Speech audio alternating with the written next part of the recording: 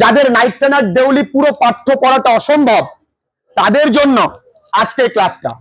Night trainer Deuli অবশ্যই পাঠ্যটা পড়া কোনো চাপের না, তবুও আমরা গল্পটা একটু সিনপসিস বা সামারি আকারে পড়ে নি, শুনে নি। নাইট ট্রেনার দেউলি পুরো পাঠ্যটা সবার আগে পড়া উচিত।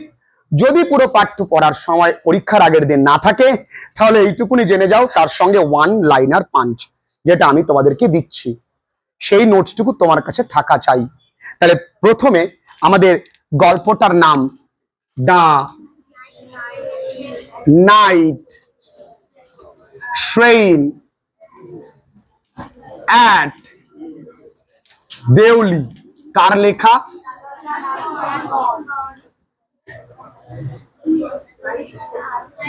এটা কোথা থেকে নেওয়া?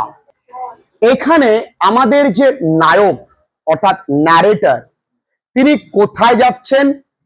তিনি যাচ্ছেন আমাদের এই রাস্কিন বন্ড নয়, কিন্তু তিনি যাচ্ছেন ধেরা।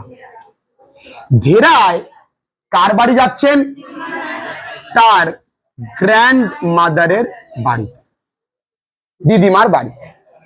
ধেরা যেতে একটা স্টেশন পড়ে, সেই স্টেশনটার নাম কি? জোরে বলি। ধেরা থেকে দেউলি স্টেশনের দূরত্ব কত? এই দূরত্ব কত? 30 মাইল। এই দেউলি স্টেশনে ট্রেনটা কত মিনিট থামে? 10 মিনিট। জোরে বলো। ক মিনিট? ক মিনিট? ব্যাস। ওইখানে ট্রেনটা কখন আসে? ভোর 5টার সময়। ওই স্টেশনে একটা টি স্টল, কিছু স্ট্রে ডগস, একটা স্টেশন মাস্টারের অফিস, একটা ওয়েটিং রুম, ফ্রুট ভেন্ডর, আর কিছু নাই, তাই তো? ওই জায়গাটা একটা মানে একটা জঙ্গল স্টার্ট হয়। কার জঙ্গল? তরাইয়ের জঙ্গল, ইন্ডিয়ান তেরাই, তাই তো?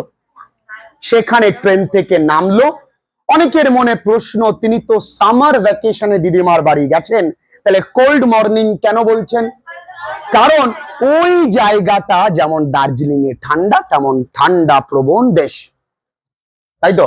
তিনি নামার পর তিনি কিছুক্ষণ দাঁড়িয়ে, মানে ওইখানে ট্রেনটা দাঁড়িয়েছেন, তিনি কিন্তু তখনও ট্রেনের ভেতরে দেখলেন একটি সুন্দরী মেয়ে।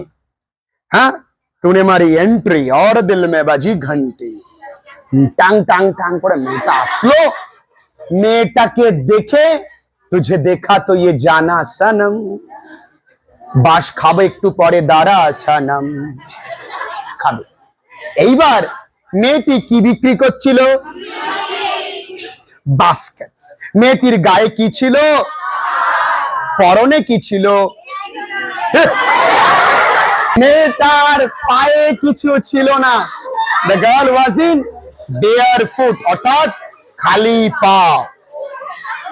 মেয়েটাকে দেখেই প্রথম দেখায় প্রেমে পড়ে গেছে।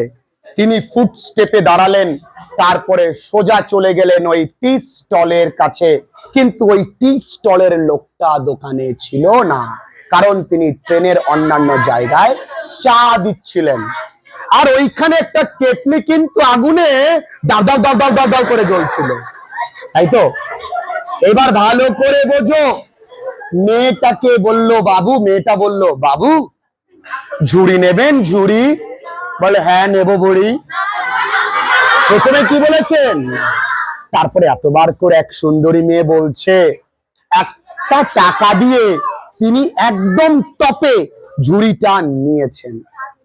মেয়েটাকে দেখে ভালো লাগলো। মেয়েটা কিছু একটা বলতে যাবে, কিন্তু ওই হতচ্ছাড়া গার্ড তিনি কি করলো? ঘন্টা বাজিয়ে দিয়ে বলল খেলা শেষ। আর ইঞ্জিনের ক্ল্যাঙ্গিং মানে শব্দ, আর ওই লোকটার তোমার হুইসেলের আওয়াজ, মেয়েটার কথা বুঝতে পারি নাই, খালি বুঝতে পেরেছি কিছু একটা বলে যাবা। তারপর তিনি চলে গেলেন তার দিদিমার বাড়ি। দিদিমার বাড়িতে গিয়ে তিনি অন্যান্য ঘটনার কলরবে তিনি মেয়েটির কথা ভুলে যাবেন, এটাই স্বাভাবিক। হতে পারে দিদিমার বাড়ির পাশে হয়তো অন্য কোনো মেয়ে আছে, সেখানে নেটওয়ার্ক ভালো ছিল। হতে পারে দিদিমার হাতের সুন্দর খাবার তাকে খাসির মাংস সব ভুলিয়ে দিয়েছে, তাই না? ঝরে ঝরে পড়ছে, ঝরে ঝরে পড়ছে। হতে পারে দিদিমার সুন্দর গল্প সব ভুলে গেছে, হতে পারে আর কোনো কারণ নেই, সব হতে পারে। তিনি কমাস ছিল দিদিমার বাড়ি, তারপর আবার তিনি যখন স্টেশনের কাছে আসার আগে তার বুকটা ধুক ধুক ধুক ধুক করছে, কেন? আমি তাকে আবার দেখবো। গার্লফ্রেন্ডের বাড়ির সামনে দিয়ে যখন যাবি না, এই বুকটা ধুক ধুক ধুক ধুক করে, কেন বলতো? এক্সাইটমেন্ট। যদি দেখা পাই তখন তোর গলার আওয়াজ বেড়ে যায়, শোন বন্ধু,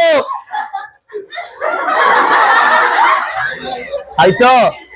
তা দেখলো মেয়েটা ইয়ে দিয়ে নামছে, সিঁড়ি দিয়ে নামছে, ট্যাক ট্যাক ট্যাক।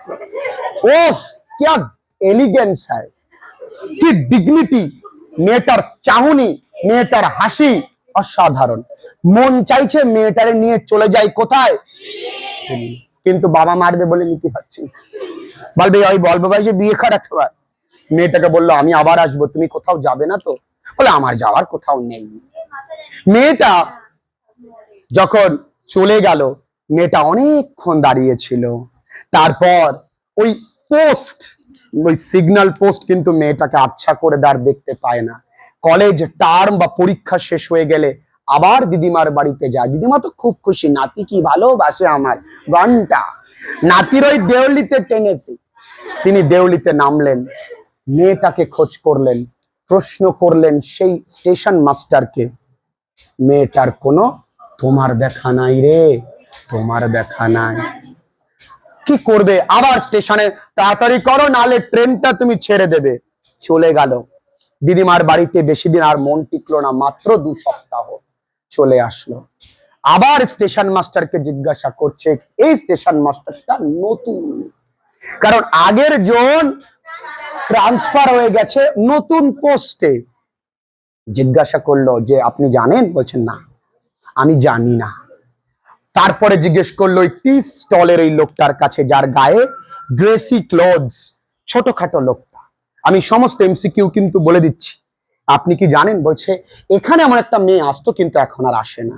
হতে পারে মেয়েটার বিয়ে হয়ে গেছে, হতে পারে মেয়েটি মারা গেছে, হতে পারে মেয়েটি অন্যত্র শিফট হয়ে গেছে, কিন্তু তিনি কোনোদিন এই দেউলি স্টেশনে একদিনও থাকেননি, তার জার্নি ব্রেক করেননি। কেন?